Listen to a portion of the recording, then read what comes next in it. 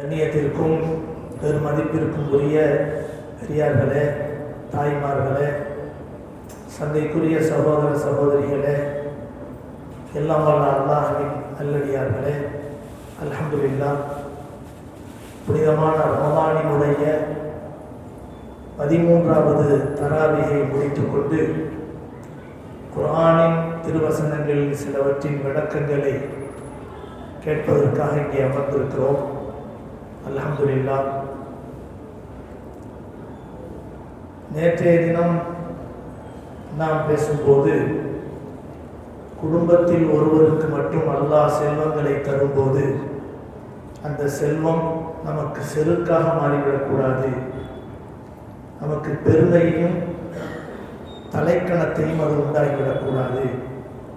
எல்லா நிலைகளிலும் மாஷா அல்லாஹ் லா ஹவ்ல வலா குவத்த இல்லா பில்லாஹ் என்ற புனிதமான அந்த வார்த்தைகளை உச்சரித்து எதுவும் என் கையில் இல்லை, எல்லாம் அல்லாஹ் நாடியதுதான் நடக்கும் என்ற மூல மந்திரத்தை நம் உள்ளத்திலே உறுதியாக பதிய வைக்க வேண்டும் என்ற அடிப்படையில் குடும்பத்தில் எல்லோரையும் அணுக்கமான முறையிலே அரவணைத்து செல்ல வேண்டும், யாரையும் மட்டமாக நினைக்கக்கூடாது என்ற ரீதியில் நேற்றைய தினம் பேசினோம்.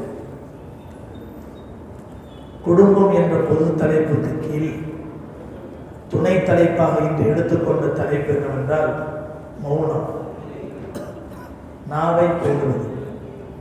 ரொம்ப முக்கியமானது. வாயை மட்டும் நம்ம அடக்கிட்டோம்னு வச்சுக்கோங்களேன், பல பிரச்சனைகள் வரவே வராது. முக்கியமாக குடும்பத்தில் யாராவது ஒருத்தர் அடங்கி போயிடும். அடங்கி போகிறது நம்மளுக்கு கேவலமாக தெரியுற மாதிரி இருக்கும். ஒன்று, கணவன் பேச பேச மனைவி அமைதியாக இருக்கிறாங்க, இப்படி கேட்பாங்க. எவ்வளோ பேசுகிறேன், மரக்கட்டமாக நிற்கிறேன், மரமண்டமாக நிற்கிறேன், கொஞ்சமாக சூடு சொல்ல வராது, அப்படி கேட்பாங்க. பரவாயில்லை, கேட்கட்டும். அல்லது மனைவி பேசுகிறாங்க, கணவன் அப்படி மெதுவாக நிற்கிறார், பேசாமல் இருக்கிறார். பார்க்குறவங்களுக்கு என்ன இப்படி இருக்கிறாரு அப்படிங்கிற மாதிரி தெரியும். ஆனால் இந்த மாதிரி கொஞ்ச நேரம் கொஞ்சம் அமைதியாக இருந்துட்டோம்னு வச்சுக்கோங்களேன், பெரிய பிரச்சனைகள் இருந்து நம்மளை நல்லா பாதுகாத்துருவோம். அந்த குடும்பம் சுமூகமாக போவதற்கு யாராவது அமைதியாக இருக்கணும். இந்த மௌனத்தை பற்றி, இந்த அமைதியை பற்றி அல்லாஹ் ஒரு திருவசனத்தின் ஓதப்பட்ட வசனங்களில் ஒரு முக்கியமான ஒரு நிகழ்ச்சியின் வரிசையில் அல்லாஹ் ஒரு விஷயத்தை பேசுகிறான். அது என்ன சொன்னால், இன்று சூரத்துல் கஹ்ஃப் ஓதி முடிக்கப்பட்டது. அதற்கு அடுத்து சூரத்து மரியம் ஓதி முடிக்கப்பட்டது. அதன் பிறகு சூரத்து தாஹா ஓதி முடிக்கப்பட்டது. சூரத்துல் அம்பியா ஆரம்பிக்கப்பட்டிருக்கிறது. ஏறக்குறைய 17வது ஜுசுவில் கால் ஜுசு முடிவடைந்திருக்கிறது. 16 ஜுசு முடிவடைந்திருக்கிறது. இன்று ஓதப்பட்ட வசனங்களில் சூரா கஹ்ஃப் எடுத்துக்கலாம். நம்ம இப்போ பேசணும்ல, அல்லாஹ் ஒருத்தருக்கு கொடுத்த அந்த செல்வம் செல்வாக்க வச்சு நமக்கு பெருமை வந்துடக்கூடாது. அப்போ அந்த துல்கர்னைன், நேற்று நம்ம சொன்னோம்ல 3 கேள்வி கேட்டாங்க. அதில் ஒரு கேள்வி என்ன, துல்கர்னைன் என்றால் யார் அப்படின்னு கேட்டாங்க. அவர் உலகத்தை ஆட்சி செஞ்ச ஒரு பெரிய அரசர். அவரை பற்றி அல்லாஹ் தஆலா சூரத்துல் கஹ்ஃபினுடைய கடைசி பகுதியில் பேசிட்டே வர்றாங்க. யஜூஜ் மஜூஜ் என்ற ஒரு மிகப்பெரிய ஒரு கூட்டம் அடைக்கப்பட்டிருப்பதற்கு காரணமே அவர் ஏற்படுத்திய ஒரு இரும்பு சுவர். அதை குர்ஆன்ல கஹ்ஃப்ல எல்லாம் சொல்லிக்கிட்டு வர்றாங்க. யஜூஜ் மஜூஜ் முஃப்ஸிதூன ஃபில் அர்த் ஃபஹல் நஜஅல் லக ஹர்ஜன் அலா அன் தஜஅல பை. ஒரு கூட்டம் இருக்கிறாங்க, ஊருக்குள்ளே வந்தாங்கன்னு சொன்னால் எல்லாத்தையும் அழித்து சாப்பிட்டு போயிடுறாங்க அப்படின்னு முறையிட்டாங்க. துல்கர்னைன் அலைஹிஸ்ஸலாம் என்ன செஞ்சாங்க, பூமியில் ஒரு இடத்த காட்டினாங்க. இதுக்கு ஒரு ஞானம் வேணும்ல. பூமியில் ஒரு இடத்த காட்டி இதை தோணுங்க, பெரிய இரும்பு பாலங்கள் கிடைக்கும், அதை எடுத்து அந்த 2 மலைகளுக்கு மத்தியில் இருக்கக்கூடிய இடைவெளியில் அடுக்குங்கள் அப்படின்னு சொல்லி ஈயத்தை காய்ச்சி அது மேலே ஊற்றி பயங்கரமான ஒரு மதில் சுவரை, இரும்பு சுவரை உருவாக்கி இதுவரைக்கும் யஜூஜ் மஜூஜ் தாண்டி வர முடியல. ஆனால் சாதாரண ஆட்கள் கிடையாது. யஜூஜ் மஜூஜ்ங்கிறது சாதாரண ஆட்கள் கிடையாது. ஒரு மிகப்பெரிய வல்லமை மிகுந்த பயங்கரமான கூட்டம். இந்த மனித சமுதாயத்தை விட ஒரு மிகப்பெரிய இனப்பெருக்கத்துக்குரிய சமுதாயம் யஜூஜ் மஜூஜ். அது எங்க இருக்குன்னே தெரியல. அப்படின்னா பூமியில மனிதர் நம்மள மாதிரி சக மனிதர்கள் கால்படாத இடம் எத்தனையோ இருக்கு, நம்மளுக்கே தெரியாது. ஆனா நம்ம பூமி ஒரு உருண்டை அப்படின்னு பேசிக்கிட்டு இருக்கோம். அல்லாஹ் தஆலா இன்னாருதி வாசியாத்துன்னு அல்லாஹ் சொல்றான். என்னுடைய பூமி ரொம்ப விசாலமானது அப்படின்னு சொல்றான். மனித நடமாட்டமே சஞ்சாரமே இல்லாத எத்தனையோ இடங்கள் இருக்கு. இதுல ஒண்ணும் இல்லை, நமக்கு பக்கத்துல அதாவது இந்தோனேஷியா தீவு இருக்கு. ஆயிரக்கணக்கான தீவுகளை கொண்டதுதான் இந்தோனேஷியாங்கிற ஒரு நாடு. அந்த நாட்டினுடைய மக்களே சில தீவுகளுக்குள்ள போனதே கிடையாது, போக முடியாது. அதெல்லாம் சேர்ந்ததுதான் இந்தோனேஷியா. அந்த மாதிரி நம்ம கண்ணு முன்னால் இருக்கக்கூடிய தீவுகளுக்கே நம்ம போக முடியாத எத்தனையோ தீவுகள் இருக்கின்றன. கடல்ல சில இடங்கள் இருக்கு, அந்த பக்கம் போனவங்க இது வரைக்கும் திரும்பி வந்ததே கிடையாது. பெரும் கப்பல்லாம் போயிருக்கு. அந்த மாதிரிலாம் எத்தனையோ இருக்கு, நம்ம கேள்விப்படுறோம். இந்த இடத்துல நம்ம அல்லாஹ் தஆலா என்ன சொல்றாங்கன்னா, அந்த இரும்பு சுவரை உருவாக்கிட்டு துல்கர்னைன் சொன்னாங்க, அந்த யஜூஜ் மஜூஜ் இனிமேல் இங்க வெளியே வர முடியாது.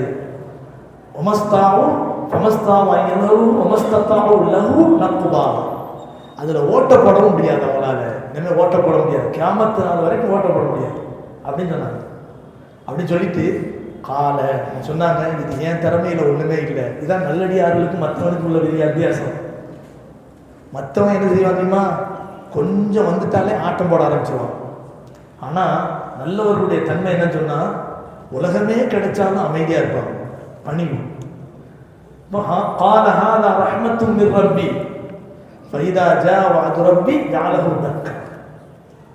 இது எனக்கு அல்லாஹ் கொடுத்த ரஹ்மத்.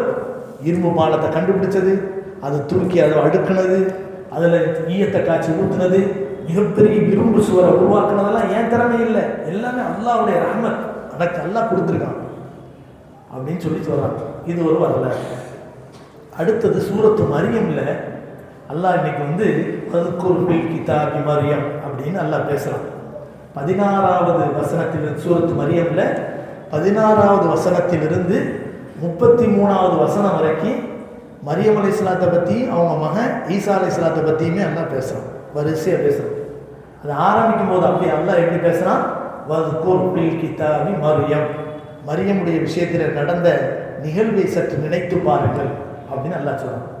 நம்ம ஏற்கனவே தராவி ஒரு 2வது தராவி அல்லது 2வது தராவி நினைக்கிறேன், அந்த நேரத்தில் மரியம் அலைஹிஸ்ஸலாத்துக்கு அவங்களுடைய தாயார் செஞ்ச துவாவை பற்றி நம்ம குழந்தைகளுக்காக துவா செய்யணும் அப்படிங்கிற ஒரு தலைப்புக்கு கீழே நம்ம பேசும்போது, அவங்களுடைய தாயார் ஹன்னா தன்னுடைய வயிற்றில் உருவான மரியமுக்காக வேண்டி துவா செஞ்சாங்க. கடைசியில் பிறந்தது பொம்பளை பிள்ளைய வச்சு கடைசி துவா செஞ்சாங்க. அந்த துவா பறக்கத்தினால மனிதன் யாரு பிறந்தாலும் ஷைத்தான் அந்த இடுப்புல குத்தி அள வைப்பான். ஆனா மரியம் அலைஹிஸ்ஸலாத்தை மட்டும் தீண்ட முடியல, ஈசா அலைஹிஸ்ஸலாத்தை மட்டும் தீண்ட முடியல. அந்த தாயின் துவா பரக்கத் அப்படின்னு ரசூலுல்லாஹி ஸல்லல்லாஹு அலைஹி வஸல்லம் சொல்லியிருக்காங்க. அப்படிப்பட்ட ஒரு வலித்தன்மை உள்ள ஒரு அற்புதமான பெண்மணி மாதரசி தான் மரியம் அலைஹிஸ்ஸலாம். மரியமுல் அஸ்ரா அப்படின்னு சொல்லுவாங்க. மரியம் அலைஹிஸ்ஸலாத்துக்கு இன்னொரு பேர் என்னன்னா அஸ்ரா. அதாவது அஸ்ரானா ஜா இல்லை, அது தால், தாலை அந்த உருதுல சொல்லும்போது அஸ்ரா அப்படின்னு சொல்லுவாங்க. மரியமுல் அஸ்ரா அப்படின்னு சொன்னா என்ன அர்த்தம் தெரியுமா, பத்தினி பெண் அர்த்தம். இன்னைக்கு ஆட்டம் போடுறாங்க பத்தியெல்லாம் கிறிஸ்துவரும் யூதரும் சேர்ந்து. அந்த கிறிஸ்துவரும் யூதரும் நம்மை விட நேருக்கு நேர் எதிரியானவர்கள். கிறிஸ்துவர்கள் சொல்றாங்க ஈசா அலைஹிஸ்ஸலாம் இறைவனின் குமாரர், ஆனா யூதர்கள் சொல்றாங்க ஈசா அலைஹிஸ்ஸலாம் நவுது பில்லாஹ், நம்ம வாயால சொல்லக்கூடாது, விபச்சாரத்தில் பிறந்தவர் அப்படின்னு சொல்றாங்க. எப்படி நம்ம எவ்வளவு பரவாயில்லை, நம்ம நடுநிலையா போறோம். அவர் இறைவனின் குமாரரும் அல்ல, அசிங்கத்தில் பிறந்தவரும் அல்ல, அவர் அல்லாஹ்வினுடைய ஆற்றலை கொண்டு அவர் இறை தூதராக பிறந்தவர், தந்தை இல்லாமல் பிறந்தவர்ங்கிற ஒரு நம்பிக்கையை நம்ம வச்சிருக்கோம்.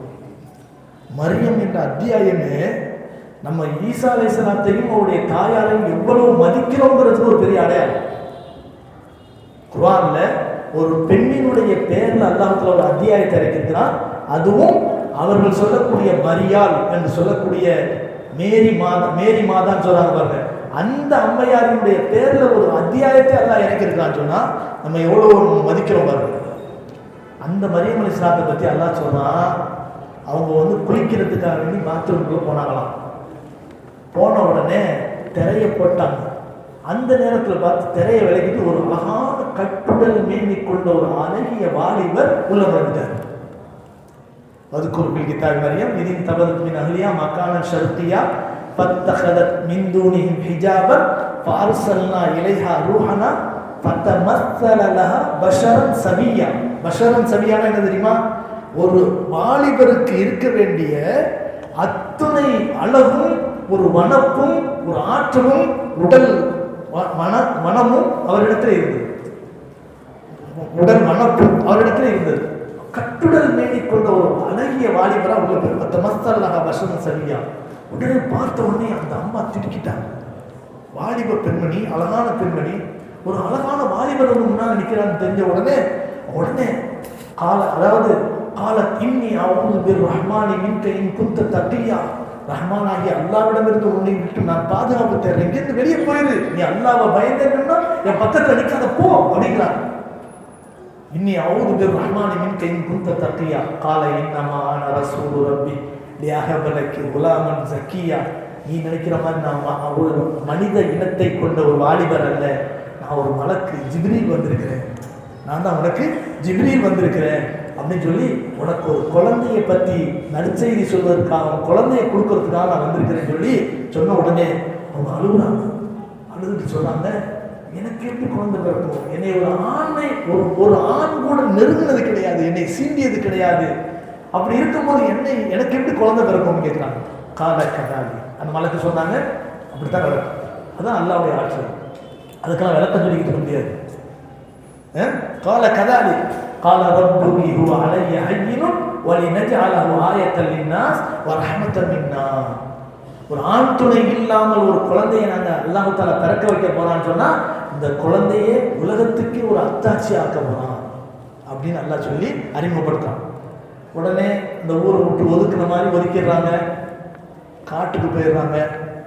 அல்லாஹ் தஆலா சொன்னா, ஒரு காஞ்சி போன பேரிச்ச மரம் இருக்குது, அந்த கிளைகள் தொங்கிக்கிட்டு இருக்கும், உனக்கு பசிக்கும் போது என்ன செய்ய, காய்ந்து போன அந்த பேரித்த மரத்தினுடைய கிளைகளை பிடிச்சி உழுக்கு. வஹுசி இலைக்கு பிஜிதின் நஹ்லத்தி துசாப்பித்த அலைக்கு ருத்தபன் ஜனியா. கனிந்த பழங்கள் எல்லாம் கொட்டும், கீழே ஓடக்கூடிய அந்த ஊற்றில் இருந்து தண்ணீரை எடுத்து குடித்துக்கோ. இப்போ பேரிச்சம்பழம் தண்ணி, இதை மட்டும் குடிச்சிக்கிட்டே இரு, அதன் மூலமாக உனக்கு குழந்தை பிறக்கும் அப்படின்னு அல்லாஹ் தஆலா சொன்னான். குழந்தை உண்டாகி நிறை மாத கர்ப்பிணியாகி எல்லாத்தையுமே காட்டு கழிக்கிறாங்க. குழந்தை பிறந்துருச்சு. இந்த நேரத்தில் தான் அல்லாஹ் தஆலா என்ன சொன்னா தெரியுமா? ஒரு குடும்பத்தினுடைய விஷயத்தை பற்றி பேசுகிறோம். ஒரு கர்ப்பிணி பெண்ணா இருந்தா மனசுல பிரச்சனையே வந்துடக்கூடாது. எந்த பிரச்சனையும் மனசுல போட்டு கவலை, கஷ்டம், நெருக்கடிலாம் வந்துடக்கூடாது. அல்லாஹ் என்ன சொல்றான் தெரியுமா?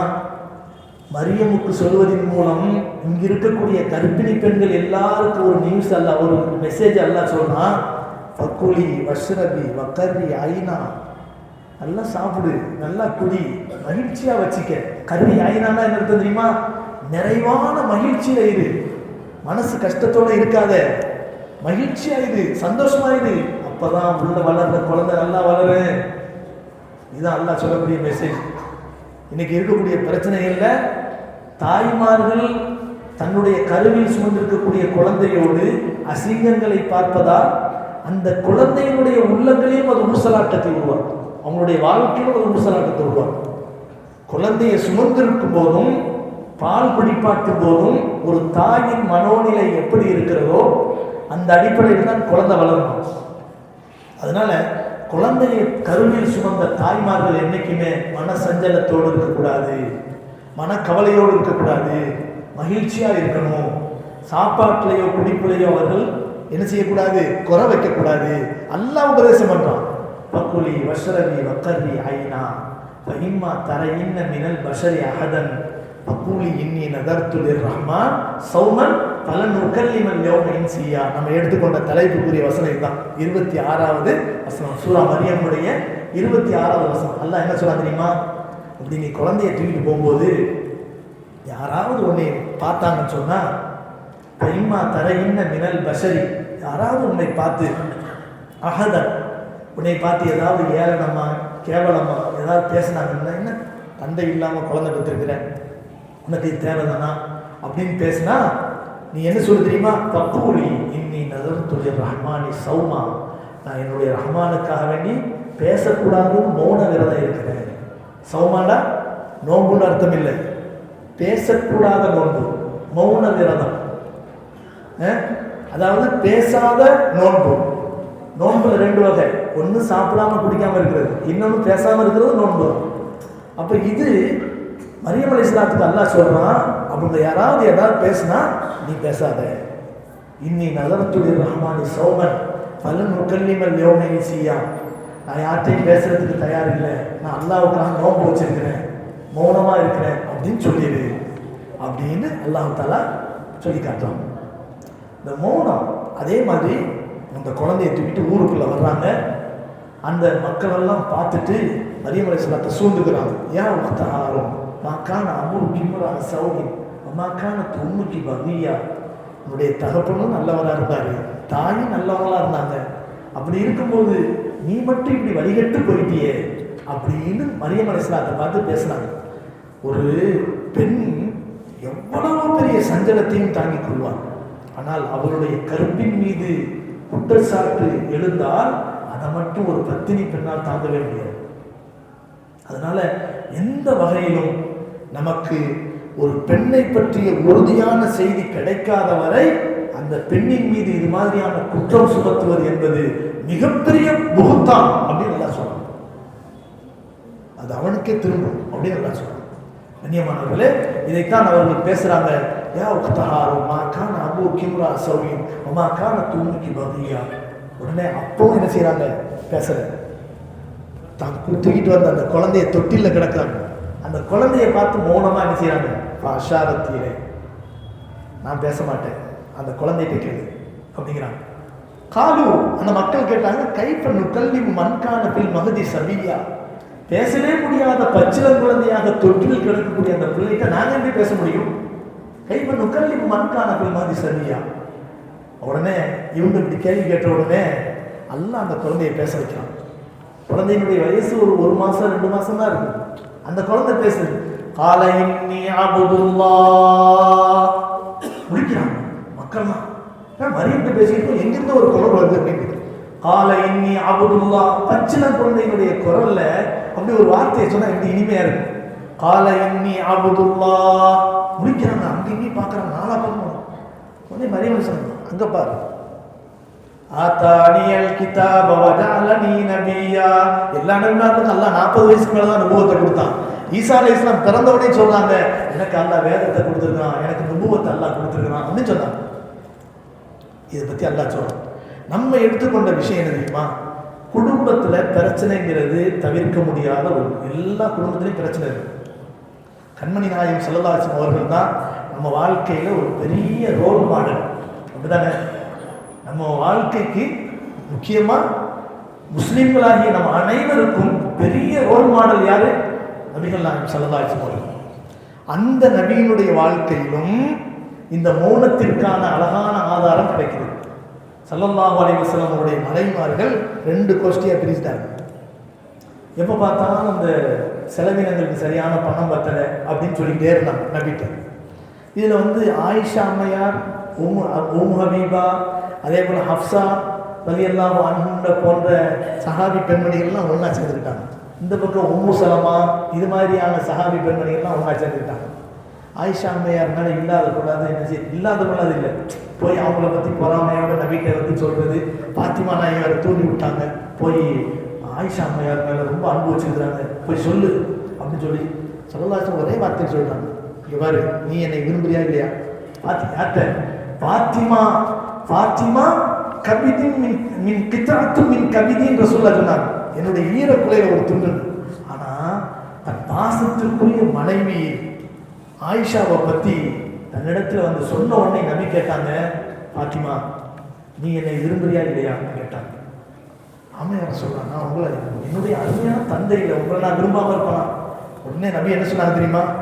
நீ என்னை விரும்புவதாக இருந்தால் நீ ஆயிஷாவை விரும்பு, நீ ஆயிஷா விரும்பு அப்படின்னா.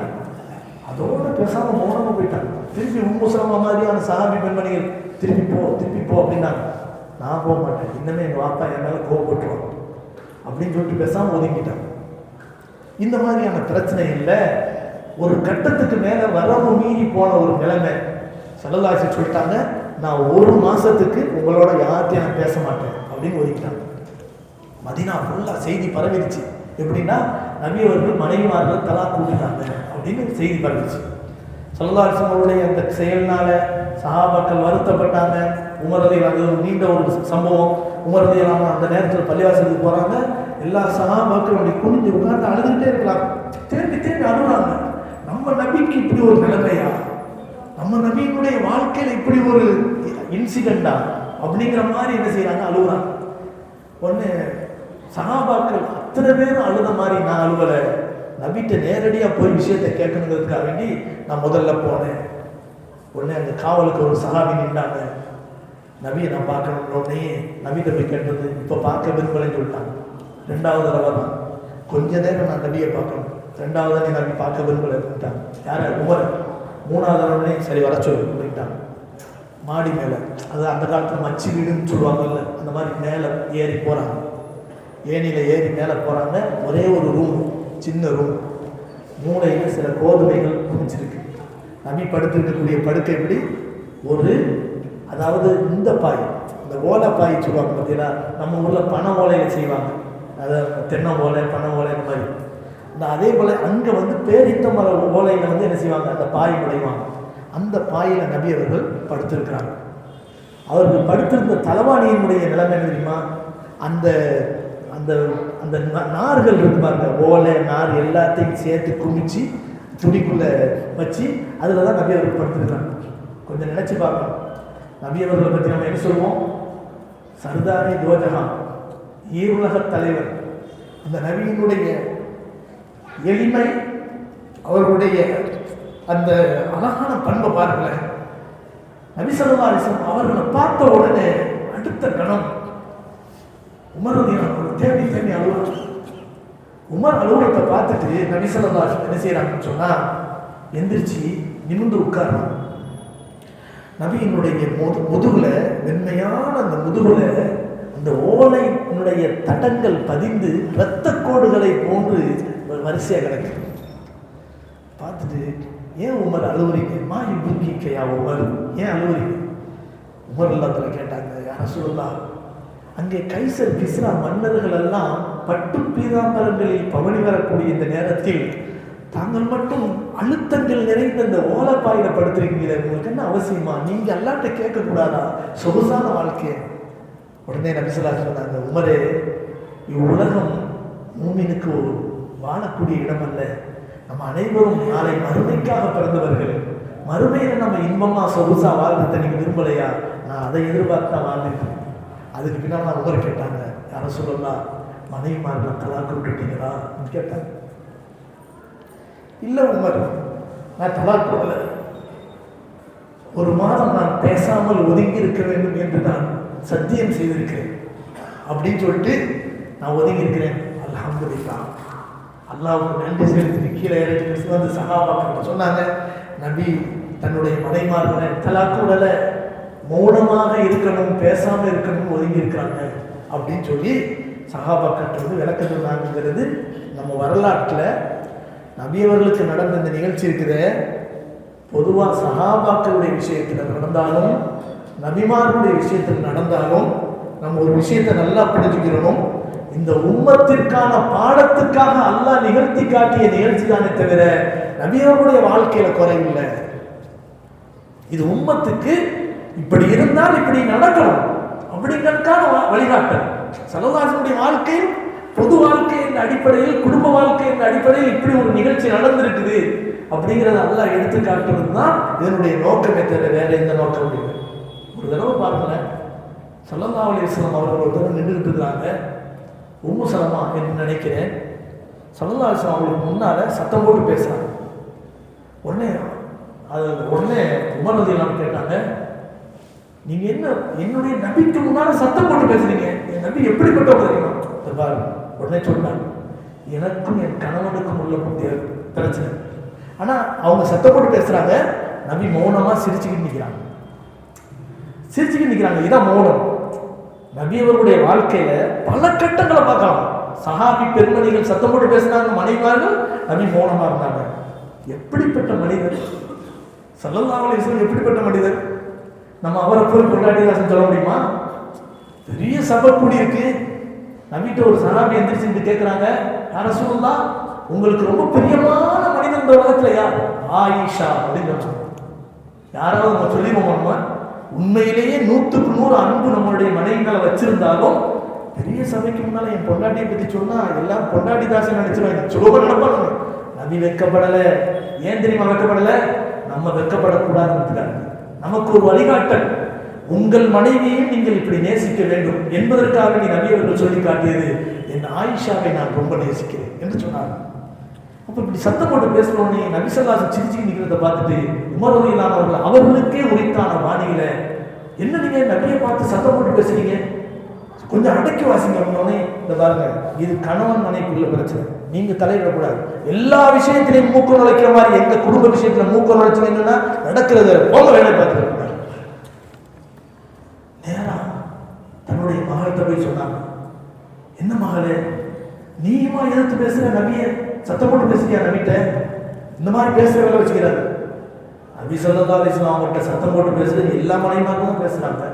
நான் மட்டும் இல்லை, எல்லாரும் பேசுவாங்க. ஸல்லல்லாஹு அலைஹி வஸல்லம் வந்தாங்க, யா ரசூலல்லாஹ், மக்காவுடைய வாழ்க்கையில பெண்கள்லாம் அடக்கமா இருந்தாங்க, மதீனாவுக்கு வந்த உடனே நம்ம பெண்கள் சேர்ந்து வீணா போயிட்டாங்க அப்படின்னாங்க. இல்லை உமர், இப்படித்தான் இருக்கு குடும்பம். நபி ஸல்லல்லாஹு அலைஹி வஸல்லம் சமாதானம் சொல்லி அனுப்பினாங்க. இதே உமர் இரும்பு மனிதன், மாபெரும் பறந்து விரிந்த மாகாணங்களை உள்ளடக்கிய ஒரு பெரிய ஆட்சிக்கு சொந்தக்காரராக மாறுகிறார்கள். உமர் பெரிய கலீஃபா. அந்த உமர் ஒரு தடவை தன்னுடைய வீட்டுக்குள்ள இருக்கிறார். ஒரு மனிதர் தன்னுடைய பிரச்சனையை சொல்றதுக்காக வேண்டி உமர் ரலியல்லாஹு அன்ஹு வீட்டுக்கு வருகிறார். படிக்கட்டில் ஏறுறார். உமர் ரலியல்லாஹு அன்ஹு கதவை தட்டுறதுக்காக வேண்டி ஒரு தட்டு தட்டிட்டார். அவர் சொல்ல வந்த விஷயம் தெரியுமா? என் மனைவி அடங்க மாட்டா, எப்போ பார்த்தாலும் எதிர்த்து பேசுறான் அப்படின்னு சொல்றதுக்காக வந்தார்.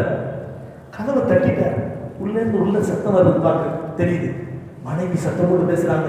உமருடைய சத்தமே காணும். உமர் ரலியல்லாஹு அன்ஹு சத்தமே இல்லை, மனைவி மட்டும் பேசிட்டே இருக்கிறாங்க, சத்தம் கேட்குது. ஆஹா, வீட்டு படிக்கட்டு தான் போல தெரியுது. நம்ம பிரச்சனைக்கு சொல்ல வந்தா உமருடைய நிலைமையை கவலைக்கிடமா இருக்குது, நம்ம போயிடுவோம் அப்படின்னு நைஸா திரும்பி வர்றாரு. படிக்கட்டை விட்டு கீழே இறங்குறாரு. உமர் ரலியல்லாஹு அன்ஹு வந்து கதவை திறந்துறாங்க. கதவு சத்தங்கள் கேட்டுச்சுல, யாரோ வர்ற மாதிரி சத்தம் கேட்டுச்சுல, கதவை திறந்தாங்க. ஒரு மனிதர் இறங்கி போறது தெரியுது. இங்க வாங்க அப்படின்னு கூப்பிட்டாங்க. இங்க வாங்க.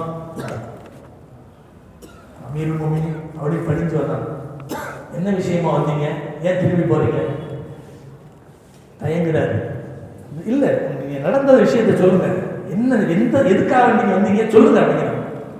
எங்க குடும்பத்துல பிரச்சனை, மனைவி எப்போ பார்த்தாலும் என்னை எதிர்த்து பேசிக்கிட்டே இருக்கிறாங்க. அந்த விஷயத்தை சொல்லி நீங்க கொஞ்சம் என் மனைவி கூப்பிட்டு உபதேசம் பண்ணுங்க, கவுன்சிலிங் பண்ணுங்கன்னு சொல்லலாம்னு வந்தேன். உங்க வீட்டுக்குள்ள ஏற்கனவே லடாய் நடந்துக்கிட்டு பார்த்தேன். ஏற்கனவே அங்க பிரச்சனை நடக்குது, நீங்க பேசாம இருக்கிறீங்க. இங்கே உங்கள்கிட்ட சொல்றதை விட நம்ம விஷயத்தை நம்ம பார்த்துக்கணும்னு சொல்லிட்டு தான் இறங்கி போனேன் அப்படின்னு சொல்லிட்டு உமர் ரலியல்லாஹு அன்ஹு அவங்களை பார்த்து அந்த மனிதர் சொன்னார்.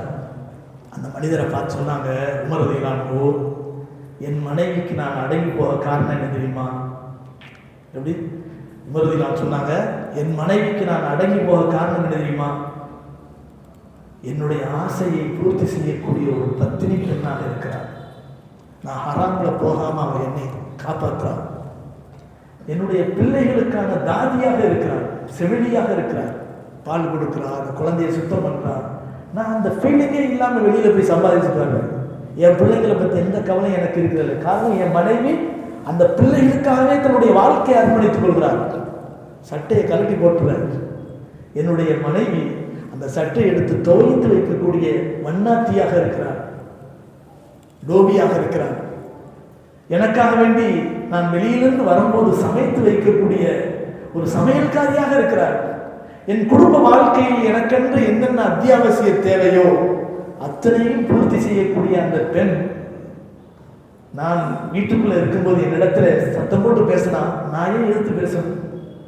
இவ்வளவு பணிவிடைகளை செய்யக்கூடிய எனக்காக தன்னுடைய வாழ்க்கையை அர்ப்பணித்துக் கொண்ட என்னுடைய மனைவிக்காக வேண்டி நான் கொஞ்சம் அடங்கி போறதுனால தப்பு இல்லையே, நீனும் அப்படி செய்ப்போ அப்படின்ட்டாங்க. எப்படி? இதுதான் மௌனம் வாழ்க்கையினுடைய மகத்தான ஒரு நிம்மதியை தரும். யாராவது ஒருத்தர் அடங்கி போகும். குடும்பத்தில் நம்ம மௌனமா இருக்கிறதுனால பல நன்மைகள். நபிகள் நாயகம் ஸல்லல்லாஹு அலைஹி வஸல்லம் அவர்கள் சொன்னார்கள், மௌனத்துக்கு விசுவாசிகளுக்கு சொன்ன ஒரு அழகான செய்தி. அன்னைக்கு கூட நம்ம சொன்னோம், மன்கான யுமினு பில்லாஹி வல் யௌமில் ஆகிர், அல்லாஹ்வையும் மறுமை நாளையும் யார் ஈமான் கொண்டாரோ ஃபல்யகுல் கைரன் அவ் யஸ்முத், நல்லதை பேசுங்க, இல்லாட்டி பேசாம மௌனமா இருந்தது உங்களுக்கு நல்லது அப்படின்னா. மற்றொரு ஹதீஸ்ல நபி அவர்கள் சொல்கிறாங்க, மன் சக்கத்த சலிம வமன் சலிமன் நஜா, யார் மௌனத்தை கடைபிடிக்கிறாரோ அவர் சலாமத்து பெற்று விடுவார், யார் சலாமத்தை பெற்று விடுகிறாரோ அவர் வெற்றி பெற்று விடுவார் என்று நபிகள் நாயகம் ஸல்லல்லாஹு அலைஹி வஸல்லம். அந்த மௌனம் தான் இன்னைக்கு நம்மகிட்ட இல்லாம போச்சு. கண்ணியமானவர்களே, யூனுஸ் அலைஹிஸ்ஸலாம் அவர்கள் மீன் வயிற்றுக்குள்ள போனதுக்கு பின்னால 40 நாள் கழிச்சு வெளியில தள்ளப்படுறாங்க, கக்கப்படுறாங்க. அதுக்கு பின்னால யூனுஸ் அலைஹிஸ்ஸலாம் ரொம்ப பேசுறதே இல்லை. எப்போ பார்த்தாலும் தனிமை, மௌனம், அப்படியே இருப்பாங்க. மனிதர்கள் வந்து கேட்டாங்களாம், ஏன் யூனுஸ் முந்திலாம் நல்லா கலகலன்னு பேசியிருந்தீங்களே, இப்போ பேசுறதே குறைஞ்சி போச்சே, ஏன் மௌனத்தை அதிகமாக கடைபிடிக்கிறீங்கன்னு கேட்ட உடனே யூனுஸ் அலைஹிஸ்ஸலாம் சொல்லும், அந்த யூனுஸ் அலைஹிஸ்ஸலாம் சொன்ன அந்த விஷயம் நமக்கெல்லாம் பெரிய பாடம். சொன்னாங்களாம், அல் கலாமு சய்யரணி ஃபி பத்னில் ஹூத், அல் கலாமு சய்யரணி ஃபி பத்னில் ஹூத், நான் அல்லாவுக்கு பிடிக்காத ஒரு விஷயத்தை தேவையில்லாம நான் உச்சரிச்சதுனால மீன் வயிற்றுக்குள்ள 40 நாள் கஷ்டப்பட்டேன். அந்த நிலைமை இனிமே வரக்கூடாதுன்னா இனிமே என் நாவை அடக்கி வாசிக்கணும்னு நான் முடிவுக்கு வந்துட்டேன் அப்படின்னு சொன்னாங்க. அபூபக்கர் நாயகம் சித்திக்குல் அக்பர் எவ்வளவு பெரிய மாமனிதர், நபிமார்களுக்கு அடுத்தபடியாக உயர்ந்த அந்தஸ்துக்குரிய மாமனிதர் அபூபக்கர் சித்திக் ரலியல்லாஹு அன்ஹு. அவங்களுடைய வாயில எப்பவுமே சீனிக்கல் கிடக்குமா, அந்த கரையாத சீனிக்கல் இருக்குல்ல, கடல்லையும் கிடக்கும், அந்த மாதிரி சீனிக்கல் எப்பவுமே கிடக்கும். எப்பவுமே அவங்க வாயில அந்த கல் கிடந்துகிட்டே இருக்குமா. ஏதாவது பேச போகும்போது அந்த கல் இடங்களாக இருக்கும்போது இதை பேசினா அல்லாவுக்கு பிடிக்குமா பிடிக்காதா, இந்த சமூகத்துக்கு நன்மை தருமா தராது அப்படிங்கிறத சிந்திச்சுட்டு அந்த கல்லை எடுத்துட்டு அப்புறம் பேசுவாங்க. மௌனம் என்பது அவ்வளவு முக்கியமானது என்பதை நம்முடைய மார்க்கம் சொல்லி காட்டுகிறது. அல்லாஹ் குர்ஆன்ல சொல்கிறான், சூரத்து காஃப் என்ற அத்தியாயத்தில் 18வது வசனத்தில், மா யல்ஃபிது மின் கௌலின் இல்லா லதைஹி ரகீபுன் அதீத், நீங்கள் உச்சரிக்கக்கூடிய ஒவ்வொரு வார்த்தையும் எழுதக்கூடிய ரகீப் அதீத் என்ற மலக்குமார்கள் வலதும் இடதுமாக இருக்கிறார் அப்படின்னு அல்லாஹ் சொல்றான். நம்ம நினைக்கிறோம் யாராவது ஒருத்தரை பேசுறோம், அவர் நொந்து போறாரு, அவர் நம்முடைய வேலைக்காரராக கூட இருக்கலாம், நம்ம வீட்டு வேலைக்காரியாக கூட இருக்கலாம், நமக்கு பணிஞ்சு போகக்கூடியவங்களா இருக்கலாம். அவரிடத்துல நம்ம அந்த வார்த்தைகளை பேசும்போது அவங்க மனசு நோபாங்களே அப்படின்னு கூட நம்ம நினைக்காம என்ன செஞ்சிருவோம், பேசிடுவோம். ஆனா அவங்களுக்கு அவ்வளோ நோவினை தந்தாலும் நம்ம முதலாளியாச்சே, நம்ம குடும்பத்து தலைவராச்சே, பெரிய மனுஷனாச்சே, நம்ம கணவராச்சே அப்படின்னு சொல்லிட்டு பேசாம அவர்கள் போகலாம். ஆனா அல்லாஹ் உடல இடது பக்கம் உள்ளவங்க எழுதிடுவாங்க, மா யல்ஃபிது மின் கௌலின் இல்லா லதைஹி ரகீபுன் அதீத். நம்ம பேசக்கூடிய ஒவ்வொரு பேச்சும் பதிவு செய்யப்படுகிறது. நம்ம பேசின பேச்சை நம்ம மறந்துடுவோம், ஆனால் அல்லாஹ்வுடைய பதிவு புத்தகம் ஒரு நாள் விரிக்கப்படும். அல்லாஹ் தஆலா குர்ஆன்ல சொல்லி காட்டுகிறான், சூரத்துல் கஹ்ஃப்ல அல்லாஹ் சொல்லி காட்டுறான், நாளை மறுமையில ஏடுகள் விரித்து வைக்கப்பட்டிருக்கும். ஓதியல் கிதாப் ஃபதரல் முஜ்ரிமீன் முஷ்ஃபிகீன மிம்மா ஃபீஹி வயகூலுன யா வைலதனா மா லிஹாதல் கிதாப் லா யுகாதிரு ஸகீரத்தன் வலா கபீரத்தன் இல்லா அஹ்ஸாஹா. பதிவு செய்யப்பட்ட அந்த புத்தகம் விரித்து வைக்கப்பட்டிருப்பதை குற்றவாளிகள் ஆர்வத்தோடு பார்ப்பார்கள். நம்முடைய செயலில் என்னென்னவெல்லாம் எழுதப்பட்டிருக்கிறது என்று பார்ப்பார்கள். அங்கே எழுதப்பட்ட சின்ன சின்ன விஷயங்களை எல்லாம் பார்த்துவிட்டு அந்த மனிதர்கள் பேசிக்கொள்வார்களாம், மஹாதில் கிதாப்லா யுகாதிரு ஸகீரத்தன் வலா கபீரத்தன் இல்லா அஹ்ஸாஹா. இந்த கிதாபுக்கு, இந்த ஏட்டுக்கு என்ன வந்து விட்டது, நான் பேசுனது, நான் செஞ்சது எல்லாம் சின்னது பெருசு எல்லாமே எழுதப்பட்டிருக்கு அப்படின்னு பேசுவாங்க, அப்படின்னு நினைப்பாங்க. நாம தான் நினைக்கிறோம் யாரையோ என்னைக்கோ பேசுவோம், அவன் மறந்துடுவான், நம்மளும் மறந்துட்டோம். அல்லாஹ்வுடைய ஏடு அழிக்கப்படாது. அல்லாஹ்வுடைய ஏற்றிலிருந்து அது அகற்றப்படாது. கண்ணியமானவர்களே, இது மாதிரி இந்த விஷயத்தை நம்ம பற்றி சொல்றாருன்னா நிறைய சொல்லலாம்.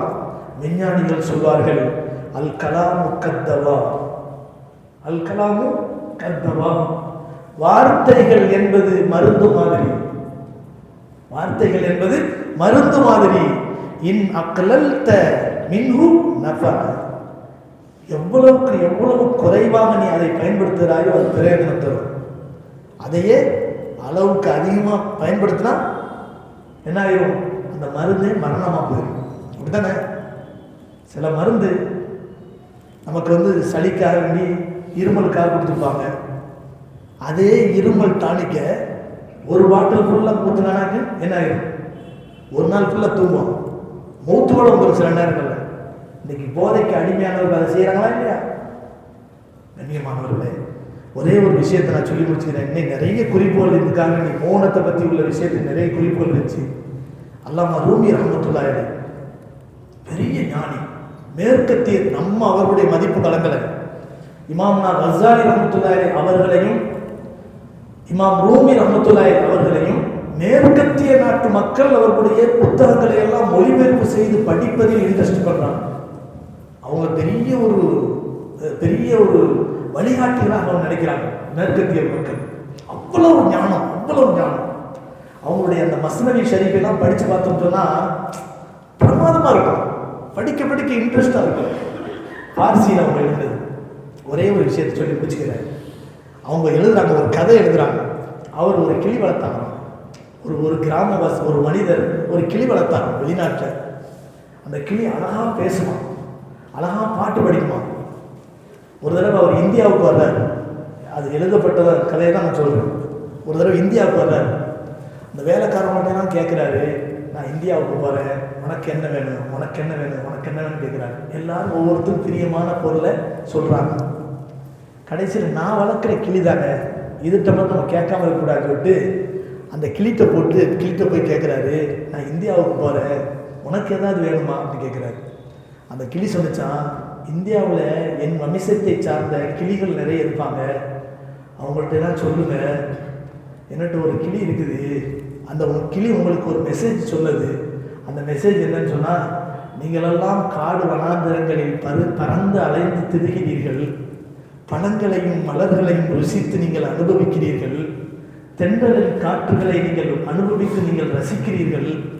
ஆனால் நானும் என்னுடைய எஜமானியினுடைய கிளி கூண்டுக்குள் சொகுசான ஒரு கூண்டுன்னு அவர் நினச்சிக்கிட்டு இருக்கிறாரு, நான் அடைபட்டு கிடக்கிறேன். அவர் எப்போ விரும்புகிறார்கள அப்போல்லாம் நான் கத்தி கூச்சலிட்டு பாடல் பாடி அவருக்கு மகிழ்ச்சியை கொடுக்கிறேனே தவிர என் வாழ்க்கை 4 கம்பி கூற்றுக்குள்ளே அப்படியே ஒடுங்கி போய்விட்டது, நான் சுதந்திரத்தை இழந்து விட்டேன் அப்படிங்கிற செய்தியை மட்டும் என்னுடைய பரம்பரை, என்னுடைய வம்சத்தை சார்ந்த அந்த கிளி கூட்டங்களுக்கு சொல்லிவிடுங்கன்னு சொன்னார். போனார், இந்தியாவில் எல்லா வேலையும் முடிச்சிட்டாரு. பயணம் புறப்படுற நேரத்தில் எல்லாத்துக்கும் வாங்க வேண்டிய பொருளை வாங்கிட்டாரு. நம்ம கிளி சொல்லிய செய்தியை மட்டும் கிளிகள்கிட்ட சொல்லலைன்னு சொல்லிட்டு ஒரு காட்டை தேடி போனார். அங்கே நிறைய கிளி நின்றுச்சான். அந்த கிளிகிட்ட சொன்னாராம், என்னுடைய வீட்டில் ஒரு கிளி இருக்குது, அதெல்லாம் சேர்ந்து உங்களுக்கு அந்த கிளி உங்களுக்கு ஒரு மெசேஜ் சொல்லுது. அந்த மாதிரி நீங்கள்லாம் இங்கே நல்லா அனுபவிக்கிறீங்க, நல்ல பழங்களை சாப்பிட்றீங்க, காடுகளில் சுற்றி திரிந்து பறந்து அலைந்து நீங்கள் இன்பத்தை அனுபவிக்கிறீர்கள். ஆனால் நான் கூட்டுகளுக்குள் அடைபட்டு கிடக்கிறேன், என் எஜமானனுடைய இன்பத்தை மட்டுமே மையமாக கொண்டு நான் வாழ்ந்து கொண்டிருக்கிறேன், எனக்கென்று ஒரு சுதந்திரம் இல்லை அப்படிங்கிற செய்தியை உங்கள்கிட்ட சொல்லி மேலே உட்கார்ந்து ஒரு கிளி என்ன செஞ்சான், படபடம் ரெக்கை அடித்தா கீழே பொறுத்து கீழே வந்துருச்சான். கீழே வந்து செத்து போயிருச்சான். செத்து போன மாதிரி கிடைச்சான். அது செத்து போன மாதிரி கிடைச்சான். ஆஹா சார், அவங்க அதை வர்ணிக்கிறது, ரூமி ரஹ்மத்துல்லாஹி வர்ணிக்கிறது ரொம்ப அழகாக இருக்கும் அதை படிக்கிறதுக்கு. அவங்க நினச்சாங்களாம், அநியாயமாக நம்ம கிளி செய்தியை சொல்லி இந்த கிளியை சாவடிச்சிட்டோங்க, சரி என்ன செய்யறது போவோம் அப்படின்னு சொல்லிட்டு ஊருக்கு போனார். ஊருக்கு போய் அந்த கிளிகிட்ட சொன்னார், ஏமா நீ இந்த மாதிரி என்கிட்ட சொன்னேன், உன் செய்தியை சொல்ல போய் இனத்தை சார்ந்த அந்த கிளி படப்படன்னு கடுக்கை அடிச்சுட்டு கீழே ஒன்று செத்து போச்சு. உடனே அந்த கிளி இதை கேட்ட உடனே என்ன செஞ்சிச்சான், ரெக்கை அடிச்சுக்கிட்டு அது செத்து போச்சான். கூண்டுக்குள்ள இருந்த கிளி செத்து போச்சான். அழுகுறாராம். நம்ம பிள்ளைங்களுக்கு ஏதாவது நடந்தா கூட அவ்வளோ பெருசா தெரியாது. ஆனால் வளர்ப்பு பிராணிகள் பற்றி சின்ன நம்ம வளர்த்துட்டோம் பாருங்க, அந்த பிராணிகளுக்கு ஒன்றுன்னா நம்மளால தாங்க முடியாது.